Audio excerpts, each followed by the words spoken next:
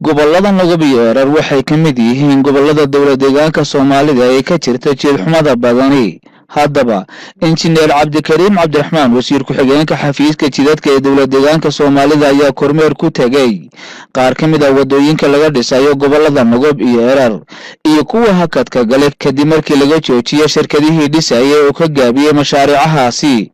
Jidka isku xidha Hardhagax ilaa Qubi oo dhan 47 kiiloomitir ayaa hadda la dhammaystiray ku dhowaad ilaa 23 kiiloomitir. Mas-uuliyiintan ayaa sidoo kale booqday jidka Darida Geeldoox Lagahida Salaxaad oo dhererkiisu dhan yahay 120 kiiloomitir. Mashruucan ayaa laga joojiyay shirkadihii dhisayay kadib markii ay ku guuldareysteen dhismaha jidkaasi. Injineer Cabdikariim Cabdiraxmaan, wasiir ku-xigeenka xafiiska jidadka ee dowlad-deegaanka Soomaalida oo ugu dambeyntii booqday mashruuca jidka Sagag Dhuxun Garasley oo ah 95 kiiloomitir oo hadda wejigiisii koowaad oo ah Barmiil ilaa Dhuxun oo dhererkiisu yahay 27 kiiloomitir. Caridhigii u horeeyay lagu sameeyay 11 kiiloomitir ayaa sheegay in la dardar gelinayo mashaariicaha noocan ah. Waxaan ku jirnay kormeer aan ugu soo baxnay gobolka Erar iyo Nogab. Waxaan ka bilownay degmada Qubi jidka isku xidhaya Hardhagax iyo Qubi baan ku bilownay. Saadogtiin jidka waxaa la bixiyay 2021 Abriil ayaa shaqada laga bilaabay ilaa hadda waxaa laga qabtay 23 kiiloomitir oo kamid ah caradhigitaankii loo sameeyay. Meelo kamid ah qaabka uu sameeyay kommentiyan ka siinay baa jirtay oo meelaha qaar in lagu noqdo baahan baa jirtay. Meelaha qaar ay ka boodeen inay dhammaystiraan meelaha tog agtiisa. Intaa ka bacdi waxaan fiirinay bridge-kii Qubi oo saan la wada socono bulshada ku dhaqan gobolka Erar oo dhan ay cabasho ka gudbiso dhibaato badan ku hayo bridge la'aantaas.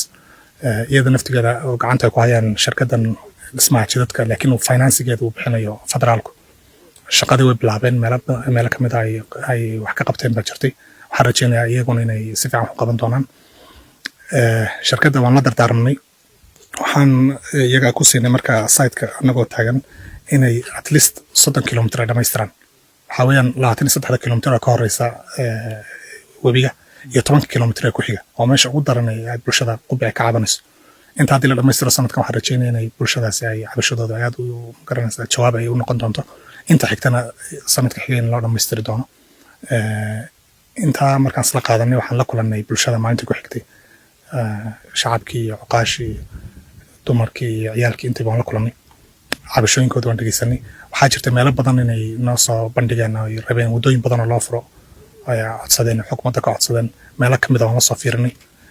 Kolley wax degdeg lagu go'aansan karayo ma laha in daraasad la sameeyo oo sidii macquul ah loo dhammaystiray noqon, laakiin cabashadooda waan dhegeysanay. Waxay noqon doontaa mid aan la noqonayno lagu tashan doono haddii marka ay macquul noqoto miisaaniyad loo raadin doono. Intaa ka bacdi waxaan u soo baxnay jidkan isku xidhaya Darida iyo Geeldoox Lagahida Salaxaad jid aad u dheer. waxaa gacanta ku haysay shirkad la dhaho J-Plant ilaa imika ilaa sanadkii la bixiyay 13% bas bay qabteen, wax shaqo ay ka qabteen malaho. xaggaan waan la kulannay bulshada guddi ka mid ah ayaan kula kulannay qabalaha Geeldoox oo cabashadooda aan ka dhegeysanay. say sheegayaan waa run, shirkaddan wax alaala wax shaqo ay qabatay oo badan ma jirto, wax aad u yar bay sameeyeen. Marka annaguna waan ka joojinay shaqada ay hayeen, nimankaan ka terminate garaynay. Waxaan rajeynayaa iyadana in si dhaqso ah in shaqadeedii loo bilaabo inta sharciga loo maro, in shaqadeedii loo bilaabo qandaraas la tayo loo shaqada qaban kara loo dhiibo. Jid aad muhiim ah dadkina aad buu cabanayaan waan soo aragnay. Waxaan rajeynayaa inaan jawaab buuxda ka siin doono. Markaan xagaa ka soo dhaqaaqnay waxaan u soo baxnay jidkan isku xidhaya Sagag iyo Dhuxun iyo Garasley.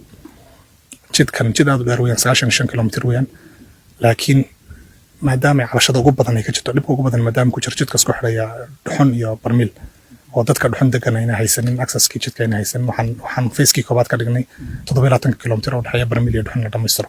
Sanadkan qorsheeyeen markaas soo ahaa. Waxaa intaa ka qabsoontay 12 kiiloomitir oo ka mid ah caradhigii waa la sameeyey. qaybo ka mid ah 5 kiiloomitir ka mid ah layerkii labaad ama dahaarkii labaad way saareen carrada. Inta kalena caradhigii buu sameeyeen. xaaritaankiina ilaa 14 kiiloomitir way sameeyeen. inkastoo progressku aad u hooseeyo, yani waqtiga ay qaateen, lacagta ay haysteen iyo shaqada la qabtay isma laha. Shaqadoodu way inta ka badan qaban lahaayeen banaansanay. Iyaga naftooda xaggan dardaaran waan ku siinay in inta ka badan ay dhaqaajiyaan. Sanadkan miisaaniyad fiican baa loo qabtay dhammaantood. mashaariicdan aan kaaga sheekeynay gobolka Erar maadaama dhibaatada ugu badan ay ka jirto isku xidhkooda xukuumadduna meesha miisaaniyadda ku badan ay u qabatay waxa weeyaan mashaariicdan gobolka Erar ka jira waxaan rajeynaya marka maadaama waxa qabado miisaaniyadda ayna jirno inaan sanadkan meelaha aan idin sheegay faysaska aan nidhoon dhamaystirayna ama wajiyada aan nidhoon dhamaystirayna inay waqtigooda ku dhamaadaan dabagal joogtaan oo lagu samayn doonaa kan kii koobaad maaha horena waan soo samaynay waana samayn doonaa waxaa kaloo jira inay si joogta ah injineeradaydu ay ugu qoran yihiin mashruuc walba waxaa jooga injineeradaydii waxaa jooga shirkadihii la talintahayd marka qandaraasluhu hadda laga bilaabo sida hore maaha isbedel baa sanadkan ka jira dabagalku adag yahay waxaan rajeynaynaa qorshahan qorshaysan inuu sidiisu ku hirgalo